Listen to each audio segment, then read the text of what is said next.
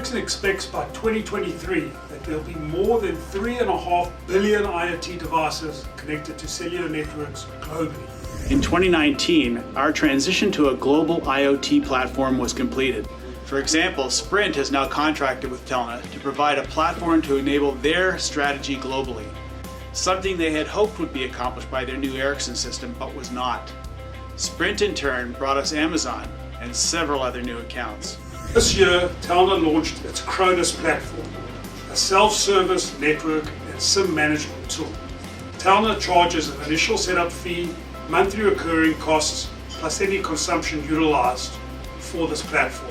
This is one of the first years where you go into a meeting and they're pitching your infrastructure because they trust and believe in it so much that you can achieve something faster, quicker, more reliably than they could ever do.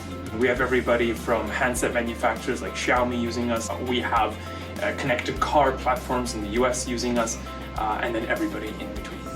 On the network partnership side, we now have 22 providers running on the platform. And by 2020, we plan to have another 10.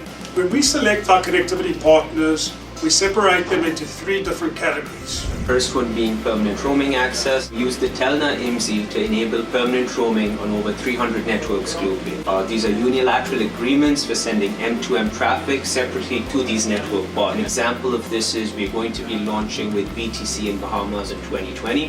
This is a very important market for the maritime industry, especially our partners like Speedcast as well as KVH. The second kind would be affiliate roaming access, which makes this solution very suitable for long-term sustainable M2M deployment. We also intend to launch Tele2, a new European partner with about 12 affiliate networks all across Europe. Other users local profiles for single country use. This is when the regulation prohibits permanent roaming. We are focused on the BRICS countries such as Brazil, Russia, India, China, and South Africa. 2019, we launched with Datora, one of the only Brazilian MVNOs with regulatory approval to sell machine-to-machine connectivity and IoT globally for Brazil. Everything Telna is doing is in line with the core fundamental principles of 5G. Telna is absolutely 5G ready. Telna's technology harmonizes the billing no matter where these devices go and ensures commercial and regulatory compliance. We are now working to implement a real-time work order system that will provide a full end-to-end life cycle of our customers.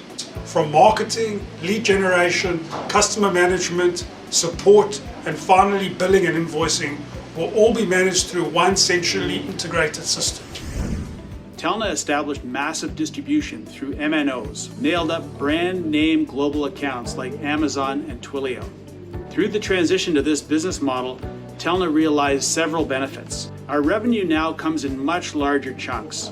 No longer are we dependent upon new subscribers at $8 a day. Our contracts are now with blue chip global players like the Tata Group, providing us with multi-year take-or-pay minimum revenue commitments. Our aggressive growth plan has finally been matched by several quarter-over-quarter on-plan achievements.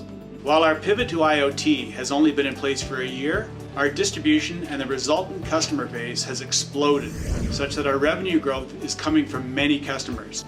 No single account represents more than a fraction of our total revenue. Telna has the operating leverage so important to becoming a profitable business that will generate cash.